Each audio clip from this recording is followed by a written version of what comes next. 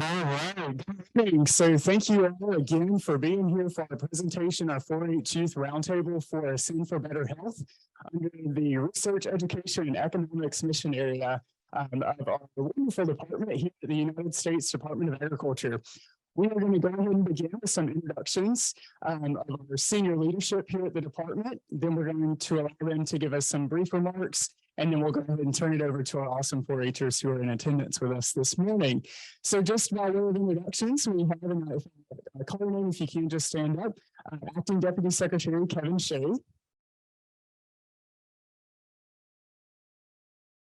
We also have the Marketing and Regulatory Programs Undersecretary, Jenny Moffett.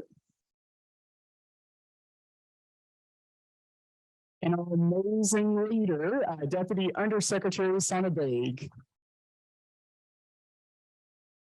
Also in attendance, we have Melanie Abu, the Sin for Better Health team. We also have Ms. Sheila with the Sin for Better Health team. Your NIFA liaison, responsible to help you with this roundtable.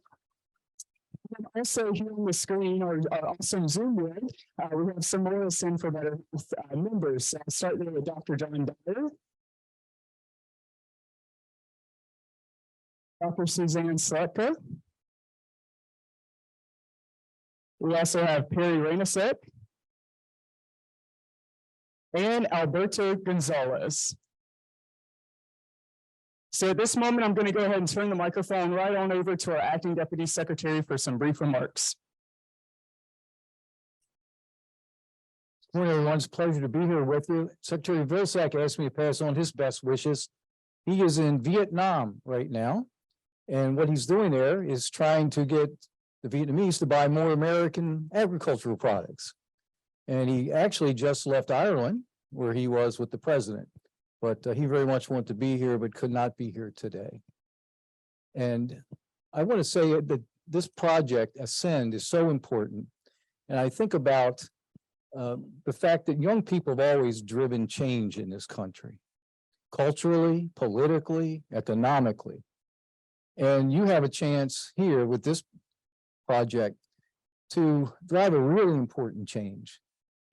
There are so many things that have happened in this country to improve health and improve lifespans. The environment's better. People are protected better on their jobs. There's better medical treatment. Cures are available for so many things. And what a shame that diet is undoing many of those great advancements. And that's what this project is all about. And you are so well positioned to drive this change. And so I wish you all the best. Look forward to hearing from you all today. And again, it's a great pleasure being with you. Thank you. Jenny, I think you've heard from Undersecretary Moffett already, and of course, a proud 4-H'er herself. Thank you, Acting Deputy Secretary. And yeah, I wasn't really planning on speaking. I already met with you Friday night. I'm really looking forward to seeing what you have today, what you over the past 2 days have been developing, presenting, and debating amongst each other. And so welcome to USDA. I guess I should say, first off, as Acting Deputy Secretary said, the project that you've been working on the past few days is so important. It's an important priority of the secretaries, of the presidents as well. Last fall, the president hosted the White House Conference on Hunger, Nutrition, and Health, the first time in 40 years. And so really, as we look toward nutrition, as we look toward different opportunities for us to really address nutrition, hunger, health here in the United States comprehensively, Ascend is a really important part of that. So I'll stop there because you already heard from me, but really just excited to have you here. Welcome to USDA. Welcome to the Witten building. I think I saw you when I was coming in earlier, and just, do enjoy this building and the opportunity here. And look forward to hearing all of what you've dived into and you want to share with us today. And now I'd like to introduce our Deputy Undersecretary for Research, Education, and Economics, Sana Bean. Thank you so much. Good morning. Well, I first want to thank our Acting Deputy Secretary and Undersecretary Moffitt for being here. And of course, our NIFA team, our REE colleagues for helping to organize this session. And also a shout out to our leaders. I know how hard you all work to make sure that our youth come prepared for these conversations.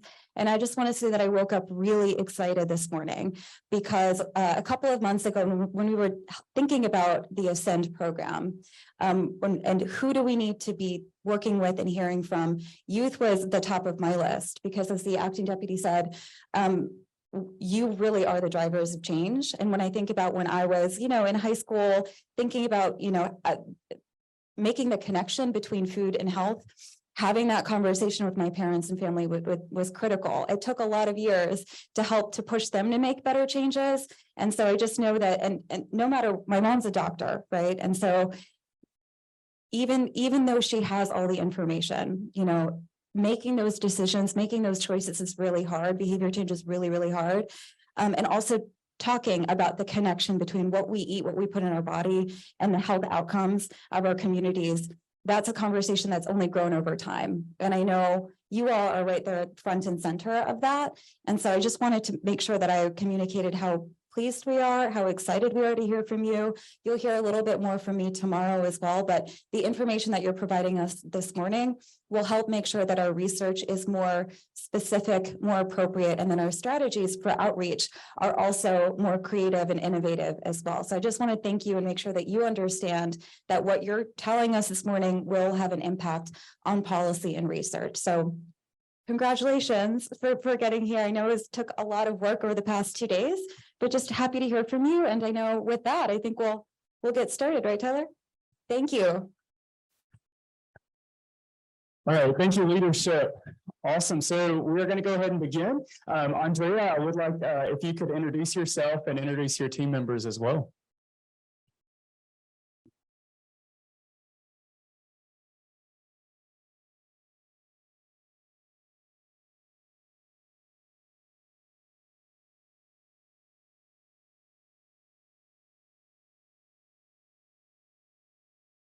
Okay, good morning to everyone here in the room and also in the Zoom meeting.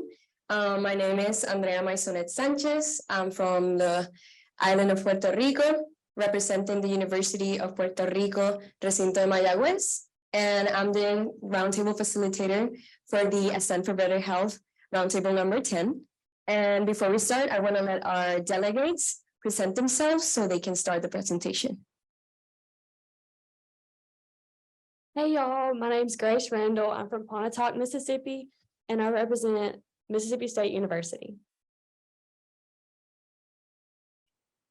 Hi, my name is Mariana Vasquez, and I am from the state of Utah, and I represent Utah State University. Good morning. My name is Adelaide Dillon. I'm from North Carolina, and I represent North Carolina State University. Hi, my name is Satine Keller. I am from Colorado and I represent Colorado State University. Hi, my name is Luke Carter. I'm from the state of Kentucky and I represent the University of Kentucky.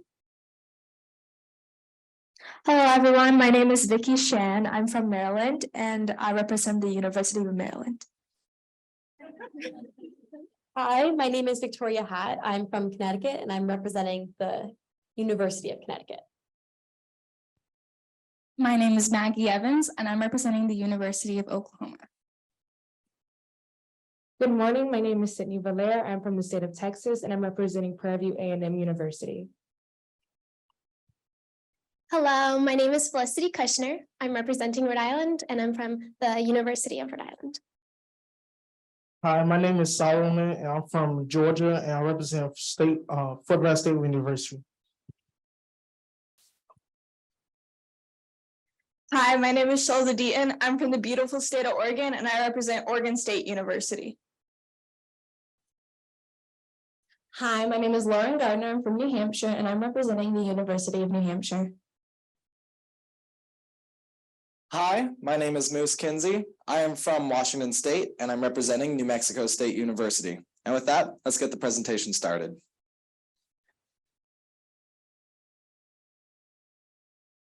Again, we will want to go ahead and take this time to allow our acting deputy secretary to head out if you need to.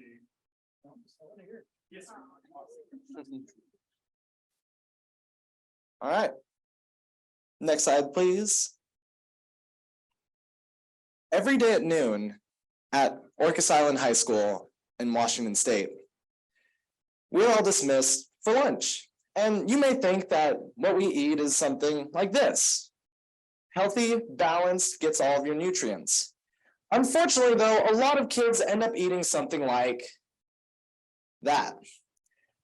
A Dr. Pepper and a bag of Doritos. Not exactly the most healthy or nutritious meal, but a lot of kids either can't afford the school lunch or they just don't like the taste and would rather use their $3 to buy something they like the taste of. Even though that it doesn't allow kids to have the proper nourishment, people will end up eating that. And so that asks the question, what can we do about this?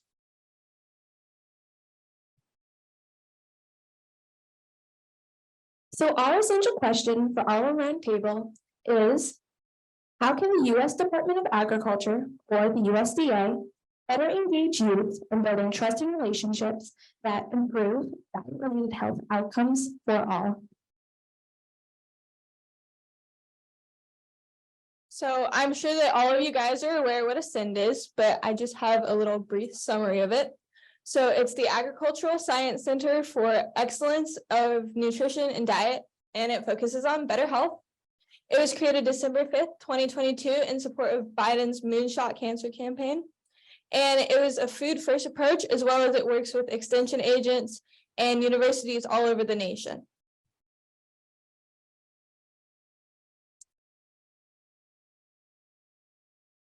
Thirty, 50% of all cancer cases are prevented by following a healthy diet and lifestyle. Promote and elevate food and nutrition security for all Americans.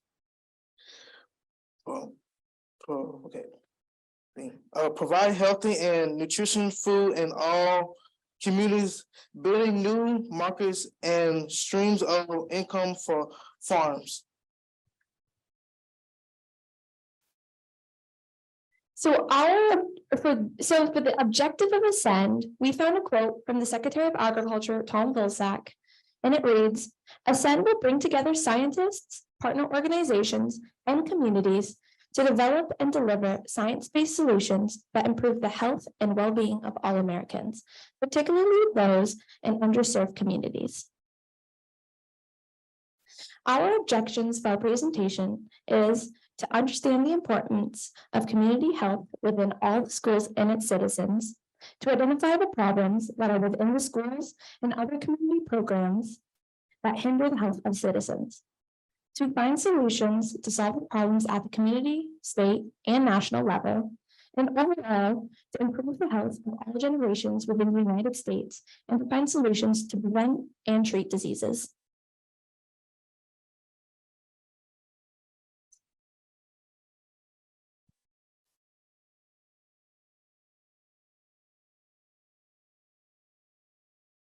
Moving along, to introduce our approach, we would like to emphasize the benefits of eating a healthy diet by showing the harmful effects of unhealthy foods. For example, in America, 20% of children and 42% of adults are obese with a BMI of 30% or higher. 9 out of 10 Americans consume too much sodium, which can lead to susceptibility of certain chronic diseases such as heart disease. Cancer can also increase in risk due to unhealthy eating.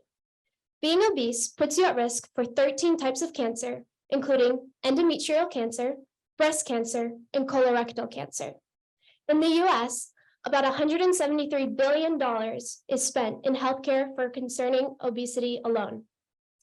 The type of food that we eat is so important to our bodies. What we eat can affect the microbiota in our gut and our gastrointestinal tract, and that can be changed based on unhealthy foods. So when we eat unhealthily, it can change the composition of our microbiota and can lead to chronic diseases and or a decline in mental health, because it is connected by the vagus nerve to our brain. How we eat also affects our mental health. For example, 38% of adults overeat due to stress, 49% feel disappointed with themselves afterwards, and 46% feel negatively about their bodies. This emotional or stress eating often causes us to crave certain foods rather than if you were physically hungry, and these craves must be satisfied immediately. When we stress eat, we often fill ourselves or overeat past our normal physical capacity.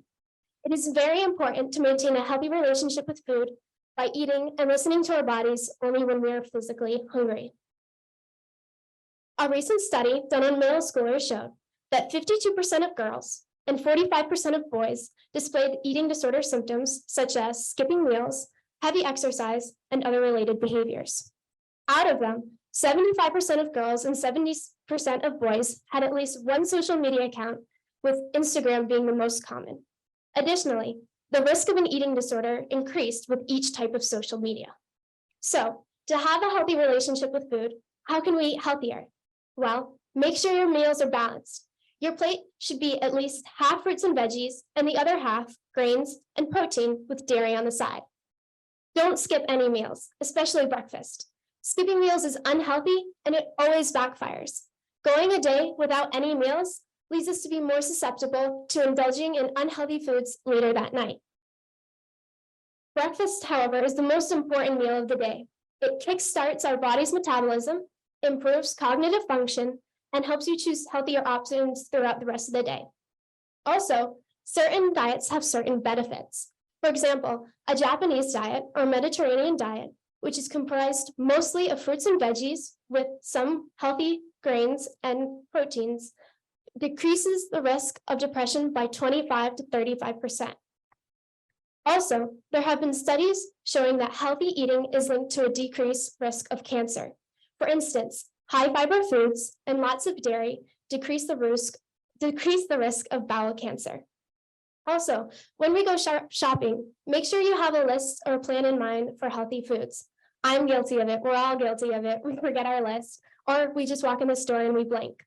But this leads us to wandering the aisles looking for inspiration and makes us more likely to buy processed foods rather than healthier options. Also, pick healthy foods that you like. We're humans, we're not all the same. We like different things, but make a meal plan for yourself that's specific to you with the foods that you like so you can eat healthy. So I'll be presenting the economics section. So first, we're going to start off with how to aid college students in paying for healthy food or alleviating costs for them. Second is food selection. So a bit about how you were talking about going in with a meal plan and things of that nature. We want people to increase their food selection towards more healthier options. And then finally, managing federal money for K through 12 schools and using those budgets wisely. So starting off with the college students. So some ways that we can improve this issue include universities. They can start community gardens for everyone in the area, not just the students attending that university. Food from the kitchens or on-campus restaurants or cafes or anything like that. Whatever food they haven't used or produce, they can put that into the community garden by putting into the compost. And then also we can inform students of the SNAP applications and benefits and how to apply those deadlines, things of that nature. I feel like exposure is one of the biggest things when it comes to the SNAP application and people just knowing about it. Second, we're going to talk about food selection. So this section is a little bit complex, so let's tackle it section by section, or rather question by question. So why is healthier food so expensive? This is a question I've always had, my peers have always had. This is very normal. So the answer to this is that there are a lot of answers. According to a study found in a Utah State University article titled, "Does Healthy Eating Cost More?" My Plate guidelines could cost a family of four about $1,000 to $2,000 a month. This estimate doesn't factor in location, where the family is living, age of each member, and also dietary restrictions or allergies or anything of that nature, which is very common in my family. In the US, an average family of 4 spent about $958 to $1,445 per month in 2022 on groceries. Our next question would be, but is eating healthier actually more expensive? Another question of mine. So the answer to this would be, it depends on your perspective. So if you're totaling food cost per calorie, the unhealthier food is less expensive. But if you calculate the cost based on your portion size or your family's portion size, healthier foods are less expensive. But realistically, most people aren't going to use these methods to calculate the prices in the store. You know, you're in there to get in, get out. I can speak personally for me and my mom. We don't take multiple trips to the grocery store.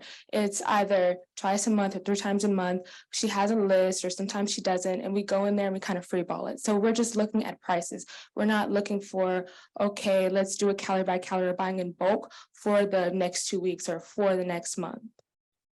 And then finally, we're going to go on to the K through 12.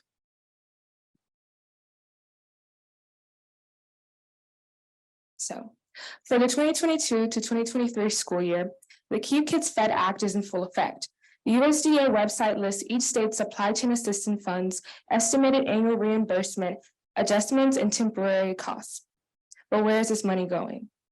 According to an article written by Annalisa Sorello from the EDNC, Amy Stanley, a child nutrition director in New Hanover schools in North Carolina, says that lunches have to meet strict nutritional requirements using a federal reimbursement of less than $4 per meal to cover costs, equipment upgrades, and staff salaries. School budgets are stretched thin. This allows students who don't have healthy meals at home and aren't financially able to slip through the cracks. Even though schools in the United States have to follow the Federal Register and the guidelines, the meals lack creativity and appeal. So I attend school in Houston, Texas, which is in the city, and I attend a public school. I can speak personally for the school lunches. They don't look that appealing. So at home, I'm used to a certain kind of food and being prepared in a certain kind of way. And I understand that there are guidelines, strict guidelines that the schools have to follow for nutritional purposes. But at the same time, when I see people go on the lunch line, they meet those requirements. They get the required fruits and vegetables and things of that nature. But I also see them throwing away their main courses because it doesn't look appealing. It doesn't look good and it doesn't taste as good. So on the next slide, I have a video that kind of goes over what I was talking about with the New Hanover schools and how this is affecting them. School districts preparing for major changes to how they feed kids. For 2 years, all students, regardless of their family's income, got free school lunch, but this won't happen anymore. WCNC Charlotte Shamaria Morrison explains what this means for thousands in our area. Some people can open their fridge and know a healthy and nutritious meal is there. For thousands of kids in North and South Carolina, that simply isn't true. And that's where schools come in. Food insecurity really does impact learning.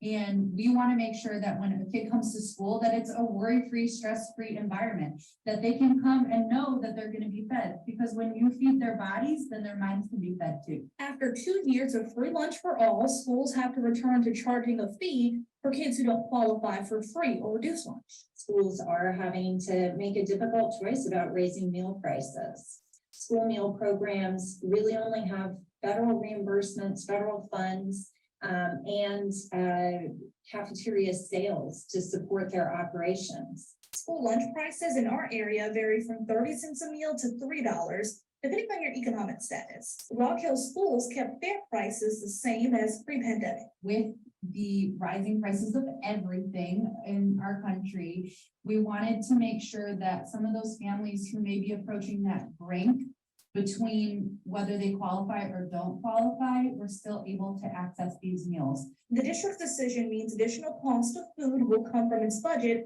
and not parents' pockets. There's now a rush to get parents aware they need to fill out free or reduced lunch applications, but there may be some issues. You know, some communities, parents are uncomfortable providing that personal information required on the form. And there's going to be a lot of confusion in the lead up to the new school year. This Friday is when most school districts will start giving out those school lunch applications. but you can also expect a call or an email from your child's school. Shamari Morrison, WCMC Charlotte. So I've showed this video to tie into what I was talking about to give more of a visual aid and hear from experience, because I believe that we learn from experience the most, and just hearing other people talk about their experiences and things of that nature.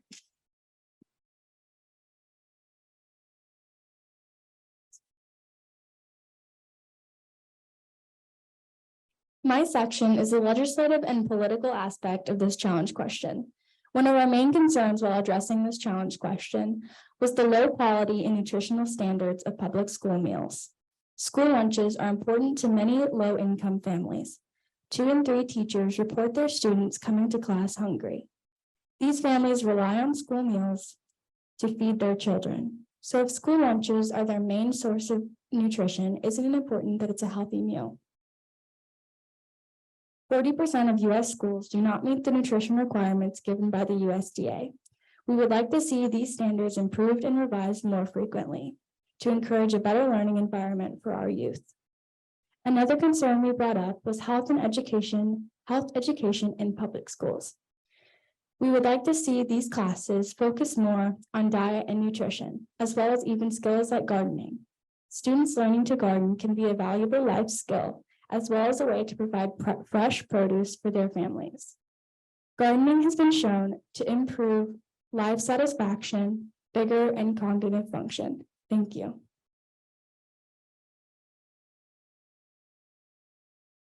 %80 of people don't understand nutrition. When you flip over a package, you're going to see that there is a daily value on the back. This is referring to the amount of nutrients that's inside of the food. With the percentages, if it's over 5, that's going to be considered low. But when it's over 20%, that's going to be high. The FDA created an imaginable item to make this easier to understand. For sodium, if the product had 37% DV and you had 2 servings, you've now just consumed 74% DV, which is now over that 20, and this is actually going to be around 3/4 of your entire daily dose of sodium. We have to be paying attention to the daily values, so that way we can understand what foods are good for us and which are not. It's especially important for people with chronic diseases, so they can avoid making their disease worse and they can maintain and manage it. But just for the regular public, what if we added a key to our labeling? What if we made it easier for Americans to actually grasp that? Because some people aren't on social media, some people aren't on websites, and some people are just out in the backcountry and they need to know what they're ingesting. It's incredibly important that what we put into our bodies is good for us. So we are asking that maybe the USDA can help to encourage those brands and companies to add a key to the labeling. This would make it so much easier for everyone around the world and not just for America. Next slide. In terms of personalized or customized plans for our nutrition, everyone's body is different. It doesn't matter if you're male or female. While there is that baseline for how many calories we take in, for example, for a woman, it's going to be 2,000, and for a man, it's going to be 2,500. It's actually better if you stick to per pound in terms of how many calories you're going to be getting in. But for those people that actually were making customized plans for their meals, they noticed there was improved motivation, gut health, and just the ability to get out there and feel good with their mental status. That's why we should be looking into customized plans. So as another thing for the USDA to think about, if we were to be taking those websites and actually making an algorithm to calculate what nutrients and calories set people should be taking in, it would be helpful. That way, it's creating that trusting relationship since it's going to be a reliable, free service for all. Thank you. Now, the social aspect of the problem includes uneven food distribution among state and local levels, and the lack of public knowledge about the importance to better eating and better dieting related to health. That partly contributes to people not knowing how to cook or make healthy meals, and also not knowing how to have a better relationship with food. Through discussion and additional research, we found that food distribution is extremely uneven throughout states, counties, or even local grocery stores. Food deserts are defined as areas that have restricted access to healthy and affordable food. Now, as the USDA website put it, food deserts are in all but very dense, sorry, next slide, please.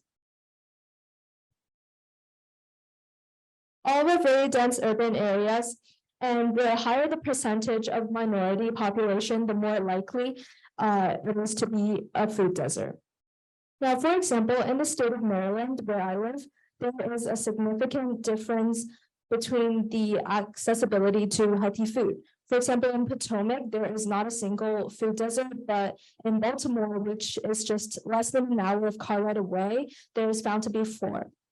And the quality of the food differs dramatically in Houston, Texas, from grocery store to grocery store as well. You would be able to see a rotten apple in one of the grocery stores, but completely fresh produce in another. Additionally, a lot of people see food as either healthy or pleasurable, and those two would not be able to mix. Well, they should be able to see it as both healthy and pleasurable, like how it should be. That's again partly because a lot of people don't know how to make healthy food enjoyable. However, these issues could be addressed, at least to some extent, by increasing accessibility to fresh produce and raising awareness to the general public, even in areas where food deserts or the accessibility to healthy food might not be a problem. So how would we increase accessibility to healthier options? Our proposed solutions include increasing the implementation of public gardens. For example, rooftop gardens, which utilizes the corporation rooftops or any flat rooftops to additional space for fresh produce.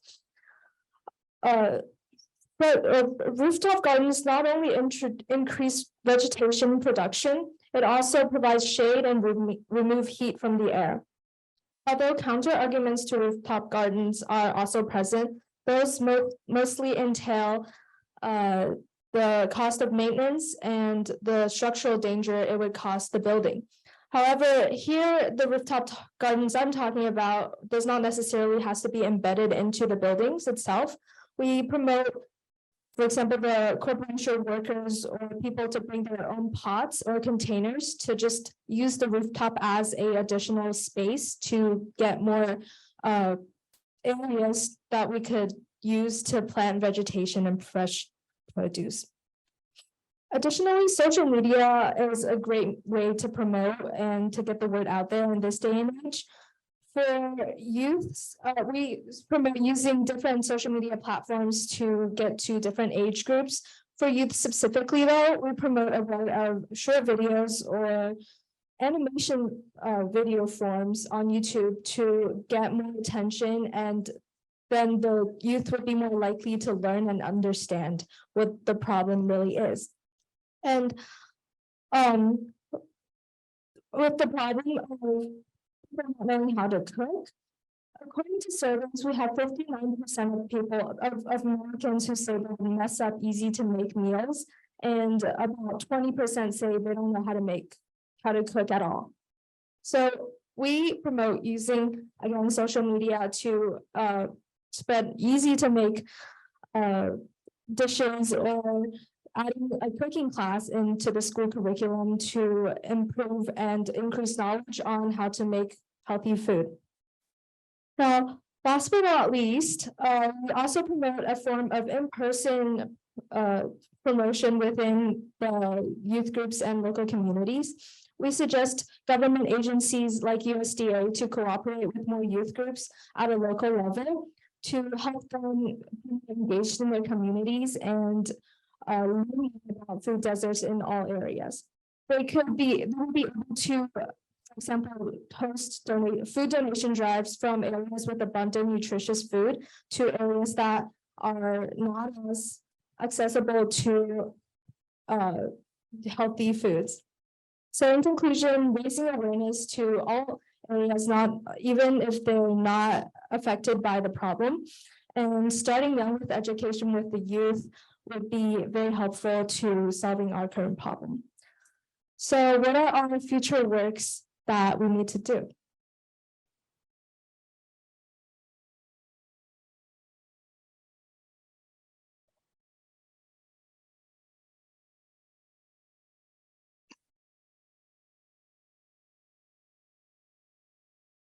So within our future works, we have 3 different aspects, which those are going to be education.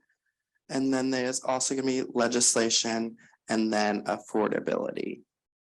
So to start off with education, the first thing that we're going to mention is some parental and guardian education within those nutrition things like throughout communities and just implementing those in communities. So it's not always the school's like complete responsibility for giving nutrition to students, and as well, a lot of time is spent at home. So within educating those parents and those guardians on how to prepare meals that are healthy and nutritious for their children, for themselves, is going to better overall those outcomes for health for all. Another thing we mentioned was an education system through the Health Rocks revamp, which was a 4-H and USDA partnership. So that was primarily focused on preventing tobacco, alcohol, and drug use. But we want to revamp that program to be inclusive of nutrition and be inclusive of things like recipes, even for children to get to know, because as a current college student myself, I can tell you a lot of college students do not know how to cook their own food. So just that nutrition that they would learn within that would be very beneficial for health outcomes for all.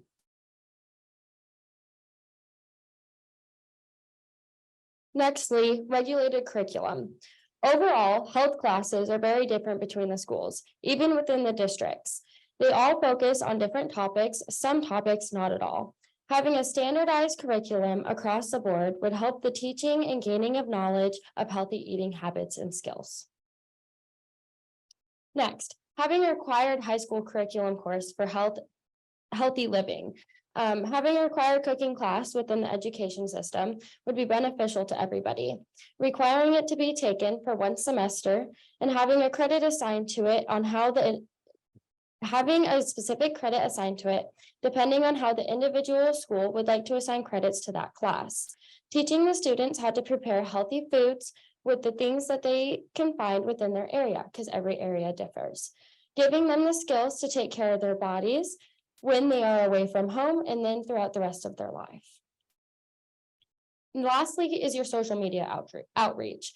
Social media on all platforms is used by millions of Americans, children and adults on a daily basis. Using that, we would be able to advertise or make posts promoting healthy eating habits, not knowing what someone is eating or forcing something on them, but suggestions for healthy and better living within the communities of the United States.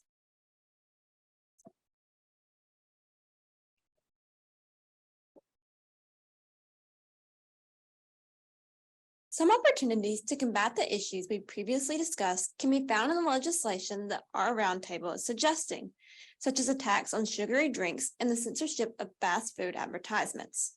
Currently, there is no national tax on sugary drinks, although it has been implemented in individual states and cities, such as Washington, D.C.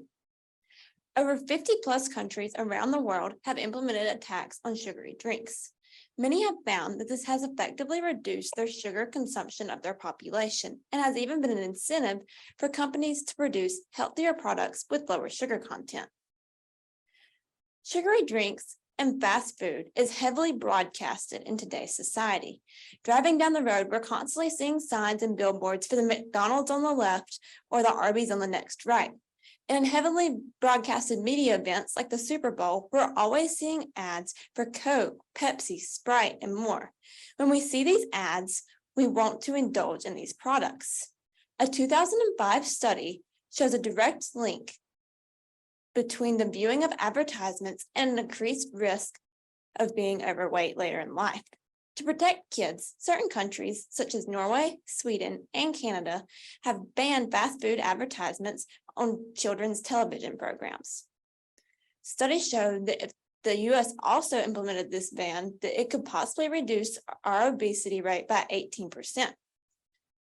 30+ countries around the world also have laws limiting ads at certain times, during certain programs, and the use of certain marketing strategies, such as the use of cartoon characters, which is appealing to younger audience, targeting kids.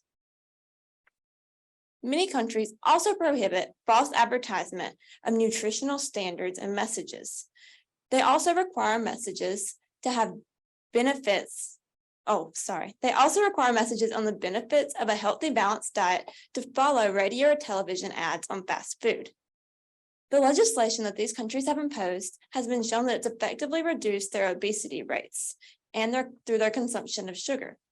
If similar legislation was possibly passed in the US, it could drastically decrease childhood obesity, which in turn would help prevent the development of diseases later on, like cancer, diabetes, heart disease, and so much more.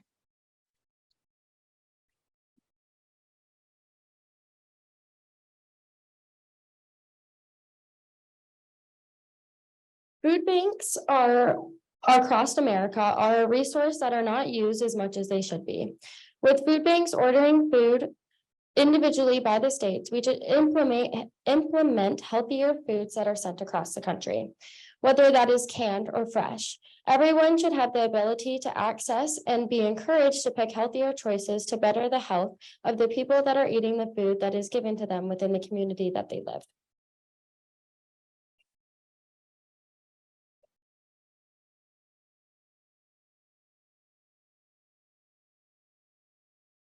Food is expensive, and I'm sure no one can disagree with me on that. 1 in 7 Americans rely on food pantries and meal programs. So here are some ways that we can help with affordability. Incentivizing for working at food banks and locations. We need to consider donating non-perishable and preserved food. This is very important with youth because if youth are involved, we can increase awareness and access for these food banks and food pantries. If they take charge of food drives and they help collect food and do different service projects like community service projects.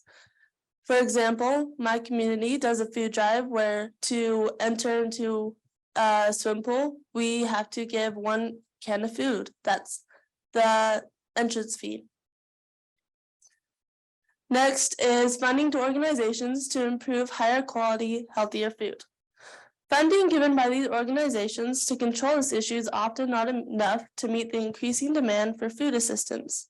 The biggest challenge is posed by limits of budgets and the ability to reach those who need them. Limiting budgets can also affect the quality of food in these food pantries and having people rely on expensive and processed food. So I live in a small town, Beaver, Utah, population around 3,000, and the closest Walmart is 1 hour away. We have a very, very small grocery store, and there's no other grocery stores to compare prices with it. And often we either have to spend a lot of money on gas to get our groceries, or we have to rely on the expensive groceries in our small town. There's also 1 food pantry that's in the basement of a church, and all there is processed food, and it's not very helpful in our community because our community has a very high food insecurity rate. On ruralhealthinfo.org, it says that rural shoppers may rely on more expensive and less nutritious food, such as the types available at gas stations, convenience stores, or face a long drive to town with a supermarket or grocery store that stocks actual fresh produce, milk, eggs, and other staples.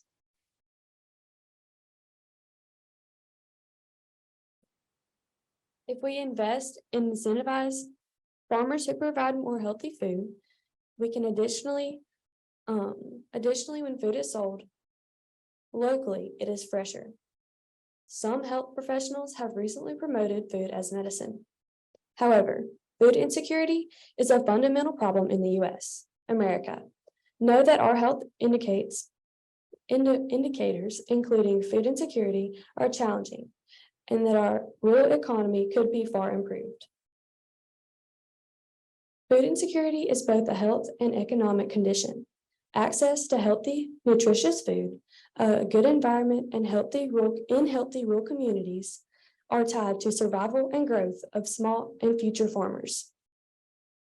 And investing in small and future farmers can benefit our rural economy today. Expand access to food banks and pantries for healthier options for all. I know that low income or inner city people aren't going to spend the extra 20 minutes past their local to go get fresher things. They're going to go what's cheapest for them, what's closest for them. And maybe that's not the healthiest thing for them. But ensuring healthy and fresh food at food banks, or even recipes, like tweaking recipes for the things that they have closer, could help them not have to go to the most unhealthy option. If we provide a healthier choice, we don't have to resort to it. I know in my small town, 15 minutes this way is a Dollar General. The other 15 minutes that way is another Dollar General. On my way to church, drive past 2 Dollar Generals. That's in Mississippi, at least. I don't know if that's for everybody in the South or something. But in the last 6 months, the Dollar General has made a Dollar General market. So that's helping our farmers. And if it, like helping our farmers markets and stuff like that, we could just do little things that could help. And so.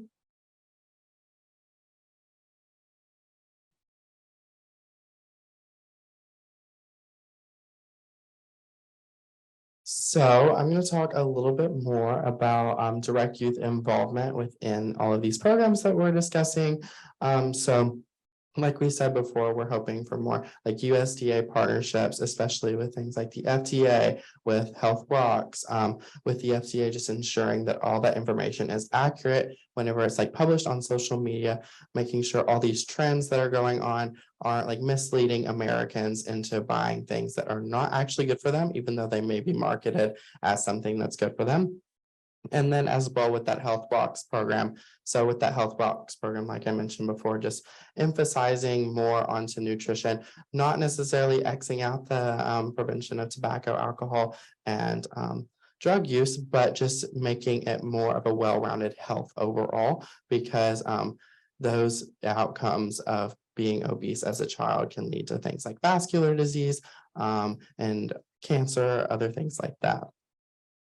So just some better nutrition education of all of our students, like we mentioned before, in those high school classes, middle school classes, even elementary classes, of having a mandatory cooking class, just implementing that. We've all mentioned as a roundtable how we had health class, but it was a vast, we did not learn the same things. So I barely learned anything in my health class, while some people probably learned a ton in their health class about nutrition. I didn't learn anything about nutrition in my health class. So I think it's just important to have a more standardized curriculum for that, and ensuring that people understand what's going into their food, how to cook that food, and just understanding that. Another thing is, like I said, I'm in college. So one thing about college is you're moving off, you're getting all you can eat meal plans, you're eating Chick-fil-A every day, things like that aren't necessarily the healthiest for you.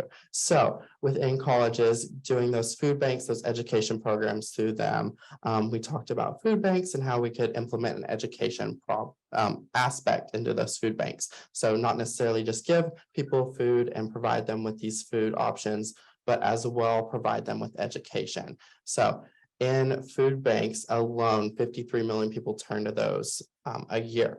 And that is a really big portion of the United States that turns to food banks. So if we implement an education portion, not only into those colleges, but implement them into food banks overall, that would be a big thing, because we could teach parents in that way. Like I mentioned before, parental education. We could teach children, we could teach college students all about nutrition, how to make these healthy meals, things like that. And then as well, just reiterating that education in food banks is really important. And then, like I said before, that health course curriculum, just standardizing that is one thing that will really help.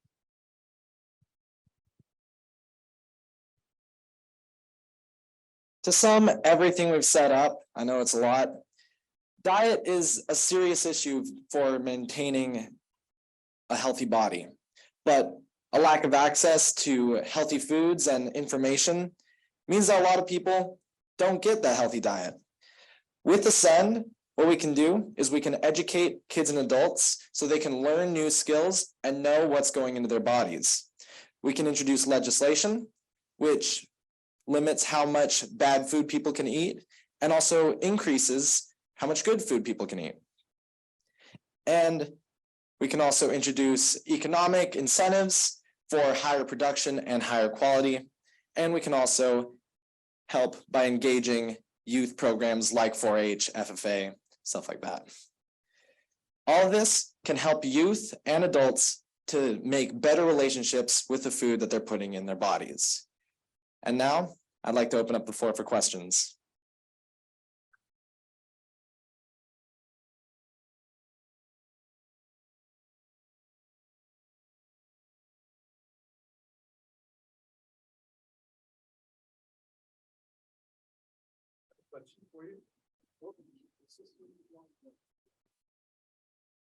How about that? Okay.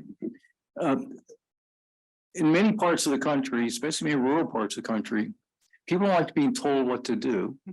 And they don't like to be told what to do by the government, especially, and the federal government, super especially. So how do we work around that issue where parents, and there's a big parents' rights movement, if you will, in the country, that many of your suggestions, which are great suggestions, how would that resonate with your parents?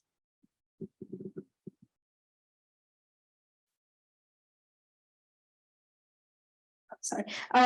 So I think that's where the part of education really comes in. I think people really need to recognize how important it is the right food you put into your body. Like if it leads to cancer, if we put that straight out to the public, I believe that would be a lot easier received and implemented than just telling them, oh, we're putting a tax on sugary drinks or junk food. So I think, yeah, just more about promotion and spreading the word and letting more people know that food with more nutrients and the more variety of food you eat, the more nutrients you could put into your body and the more healthier you get. And we just need more people to know that. And even in rural areas, I believe, because people wants to get cancer. So if we put we could be a little clickbait title, I guess, just be like, this food leads to cancer. I think more people are likely to click into that and learn more about information that way. I don't know if that answers the question. I think as well with that health box program, expanding that in rural communities, especially 4-H is a very big a big thing. So a lot of people trust 4-H. So if they see this program through 4-H, educating about nutrition, educating about healthy recipes, things like that, they're going to be more inclined to go to those as opposed to seeing something the US government is educating. They'll be more inclined to go to something like 4-H. One thing I thought of in response to your question was the first thing I thought of was food banks. If somebody goes to a food bank, they don't want to be told what to grab off the shelves. But with COVID, we had limits and quotas on what type of goods we could buy and how many amounts of it. I was kind of thinking maybe if we possibly did something like that in food banks, maybe you have to have something from each food group, a certain amount from each food group. That way you're not exactly telling them what to get. They still have an option, but there is kind of a limit there. So it's more suggestive and not quite in your face. Because I do understand what you're saying, because people in my community have very strong beliefs. I mean, it's a very, very small, very rigid town, if you will. So I see what you're saying. There's also just the increasing of access to information, rather than saying you have to do this. By just saying, this is the information that we'll give you, this is what's good to put in your body, you can take it or you cannot, and increasing the availability for that. Like the USDA website, there's a lot of good information on there, but it's kind of hard to navigate and it's easy to get lost. So things like social media and also the youth groups, getting the information out there in an easy way can help people to have better diets. Well, my question is actually just on that and on social media. But first, I just wanted to say, great presentation, very well researched, a lot of information in there, especially for 2 days of your time working on this. So just thank you for that just incredible presentation that you gave. But on social media, so I really enjoyed and appreciated your ideas and thoughts on social media social media, of course, can also have the reverse effect, right? And I'm sure many of you have had personal experiences where there is poor health information being shared on social media. So I'm curious your thoughts on how to counter some of the things that might be out there on social media that might be driving poor health choices, at the same time reversing and encouraging more healthy choices. Are there things like influencers that you all are listening to, or other strategies to get youth and all of us really looking more toward the healthy choices on social media? That's my question too, right? Who's influencing you? Yeah, yeah. So what I'll say, I know someone mentioned COVID. So when COVID first came out, I saw a lot of like the CDC, they would like fact check underneath like Instagram posts. So I would say maybe we could implement that. I'm not quite sure how that would work with certain social media platforms and their CEOs and their team, but I would say using a fact checker. Another big thing would be, I guess having organizations where they partner with influencers to promote actually nutritious things. I've seen a lot of things about Bloom. I would say actually getting dietitians involved and putting them at the forefront of this movement for actual nutritious food and things that are actually good for you, not just fads or just things to make quick money or anything like that. And going along with the fact checking thing, you see a lot of even just ads on TV that are like, you have to do this, you have to do that, you have this diet, this diet, this diet, this diet will help you do this, and this diet will help you do that.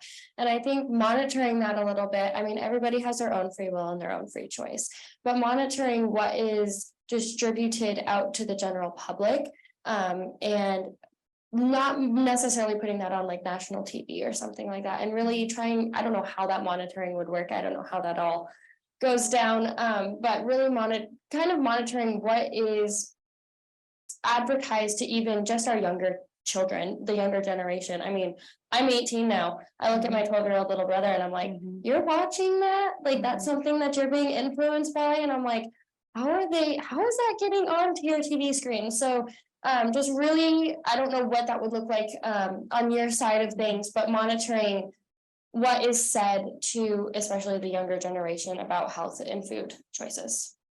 To go off of that with what kids watch, like they are like those channels for the younger kids and the toddlers and stuff. But if we can monitor the ads that will pop up for those, and if we can make it so it's more of a healthy thing being put out to them instead of junk food, or just like monitor the ads that all the kids will be seeing between their shows. I think that is also one way to really be able to like push it, because a lot of the kids make up their mind on things before the age of 12. Like decisions are made by basically age 12, and that has to do with what they've seen as babies, what they've seen as toddlers, and what their family like was growing up. But if we can even change one of those for what they're seeing on TV, I think it can make a huge difference. Oh, do you want to go ahead? Go for it, please. I was going to kind of go along with what they're saying about monitoring things. And I did briefly touch on censorship, and I feel like that's a word people get scared of.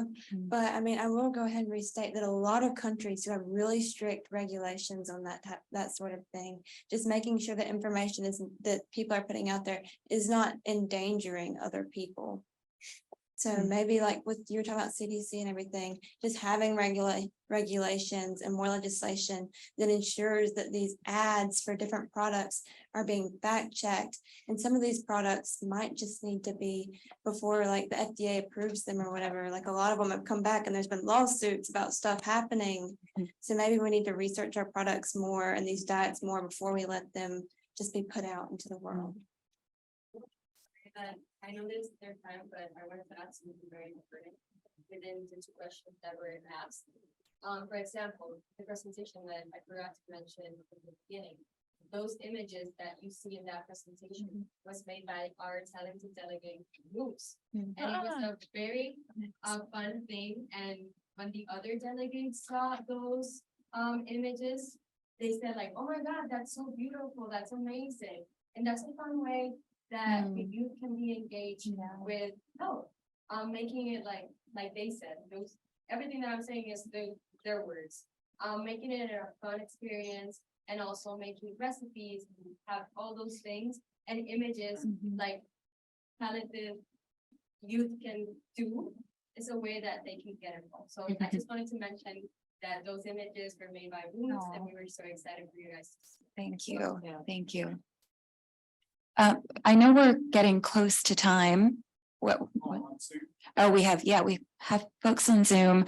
Thank you very much as well for that. That was, I mean, incredible. As the Undersecretary said, great work in 2 days. Just really, I think a lot to uncover, especially the point around the opportunity that USDA has with 4-H to really ensure that these conversations are centered in some of the programs that we have. I thought that was a really great suggestion. One of the things that I think doesn't come out as much in these conversations is the importance of talking about how healthy food is also delicious, right? We talk about the appeal, we talk about how, you know, Doritos and Dr. Pepper is going to be more appealing to a young person in high school, which is very similar to what I ate when I was in high school too.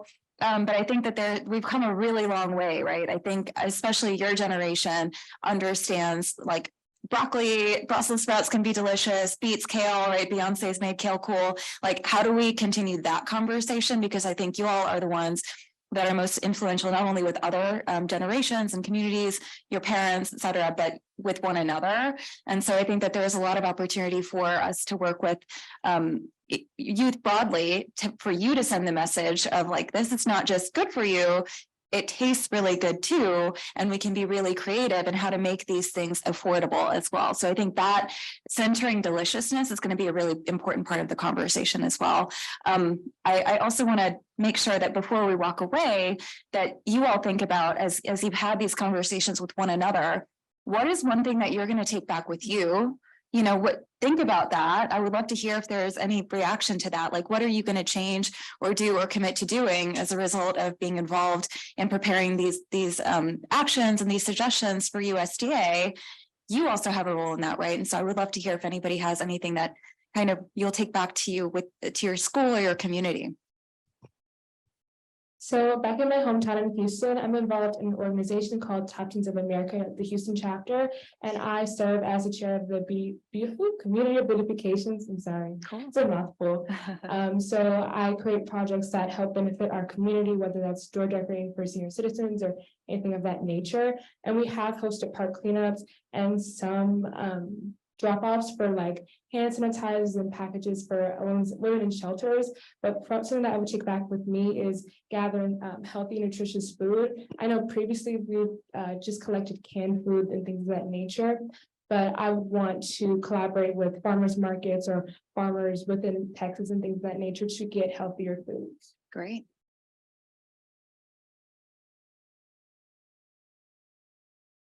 I think for me, especially going back to Kentucky, we're one of the most obese states. So I've always been pretty big on healthy living. So I just want to like reiterate, like when I go back and tell people about this, like this doesn't mean you can't have a bag of Doritos every now and then. It's okay, like you can go and have some Doritos. It's okay to have a cheat day. No matter what we say about nutrition, it's important that you should have a good relationship with food. That's what Andrea, our facilitator, said. It's important to have a good relationship with food. It's not about eating food that is nasty because you think it's healthy. Like you can make food that's good, that is still healthy. So I think, especially as myself wanting to go into healthcare, just implementing that into like my patients, letting them know about these nutritional facts to kind of implement preventive medicine to prevent these long-term health effects.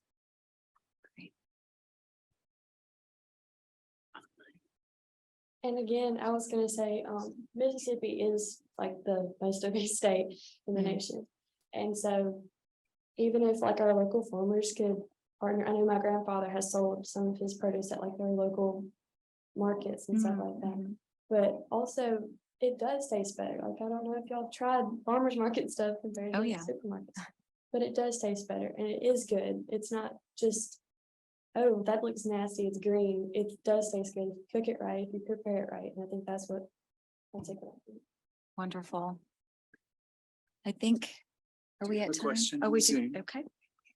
All right, so we're going to go ahead and turn over to our Zoom audience. I believe Alberto has a point he would like to make. So if you all could go ahead and Alberto, you're all ears. Great. Thank you so much, Tyler. And thank you all for your presentation this morning. Very exciting work to hear. I just wanted to take a moment to just uplift a number of immediate opportunities that youth like you all can take. I know there was discussion around school meals. There's actually a proposed rule to update our school meal nutrition standards. So you could go online and submit a comment by May 10th, so we could get that information to you. Also, there was discussion around SNAP and college students. So, you know, one of the upcoming changes we're going to see, given the winding down of the federal public health emergency, is college eligibility and certain college students. So just wanted to uplift that as another opportunity to raise awareness about SNAP enrollment on college campuses. And then I wanted to uplift another program we have called the SNAP Nutrition Education Program, which I'm sure you all are familiar with. We have 30,000 community partners across the country that are working with community-based organizations or universities to help promote nutrition education as well. And also, I mean, I think another important point I wanted to make is elevating your voices, certainly at the federal level, but also at the local and state level. I think a lot of the work that we're doing in partnership with states, you know, it needs to be shaped by the voices from the communities that are being reached. So just wanted to uplift some work and some immediate opportunities that you all have to become even more engaged and to again uplift the important work you all are doing. So thank you. Thank you, Alberto. We're going to go ahead and turn it over to Dr. Slutka. Thank you all so much. That was a fantastic presentation. I remember Health Racks. I was a previous working in extension in South Dakota, so I remember that program very thoroughly. So that was neat to see it lifted up. One of my questions, though, is, you know, we're federal government. You've thrown out so many solutions for us. Where would you start first?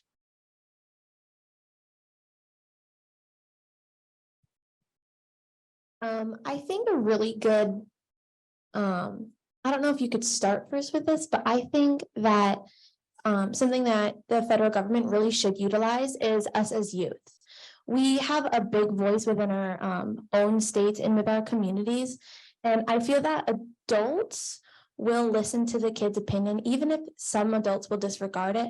But I think youth listen to youth better than youth listen to adults, because I know my parents tell me to do something and I'm like, well, I really don't want to. But if another youth asks me to do something, I'm more willing to, and I'm more willing to hear it out and to make a difference. So I think that if the federal government uses youth just as a starting point even, and just really have us at the forefront to help implement this within our own communities. I personally think that legislation would be the best way to start. I feel like that would have the greatest effect. I do think youth would be a really big key in promoting some legislation or something of that nature. But I think that we should start with standardizing the curriculum, because when we were talking within our group, there was a lot of variety. Like in North Carolina, we just pretty much had like sexual education, and then we went outside and played for like an hour. And that was like, yeah, we didn't really have anything on nutrition, whereas some other people in our group had it more based on nutrition and less on other stuff. So I think if we standardize the curriculum as a start, that would help with kids. And then after maybe some of these kids have learned more about how to be healthy, how to have a balanced diet and take care of their bodies, then they will be really good leaders to help promote healthy living. And then along with that, also quelling the spread of misinformation about food, because it's hard to change a person's opinion. And if they see something that's completely incorrect, then it can be hard to try and convince them otherwise. And I think going along with the legislation, when you teach things in school, being the oldest sibling of my household, even though I don't attend public school, my little brothers copy everything that I do. Every little thing, good or bad. So if you can start in school with, even if it's not the older sibling, you take that stuff to the household. My parents ask me, what do you want for dinner? what do you want to eat? They ask the children. So asking the youth and promoting the youth and using, I don't want to say using the youth, but having us be the voices of this program and the things that we are trying to change, I think is the biggest, because like you said, youth and copy youth a lot more, and we are much more willing to listen to a peer than we are to our parents. So I think you could start in a lot of places. I know back in Connecticut, we have a 4-H food show. And until I started going there, I actually had never tried some of the foods that came there. But to make it fun, they make a theme, and within your club, you put together an entire meal plan, and you actually do the entire meal, the nutrition and how it's going to benefit you. But using our own communities that way, it doesn't have to just be inside 4-H. Even schools could be like utilizing that. And I tried a lot of foods there, and you actually prepare a meal. So you make your own meal. We actually have our competition coming up on April 22nd. So I'll be making like a spaghetti squash, which I've never done. So there's a lot of ways to start, and I think everyone could just kind of like take a piece and fly with it. Right, I totally agree with everyone said, but I think the first step would be simultaneously introducing a bill regarding like healthy food or like the curriculums, while also implementing more social media messages and like try to cooperate with influencers. I think that's one of the main ways that we could get the information out to the youth first, and then they can start with all the youth actions and move on from there. But I think social media would be the first step to like get more attention on the issue, and just start from there.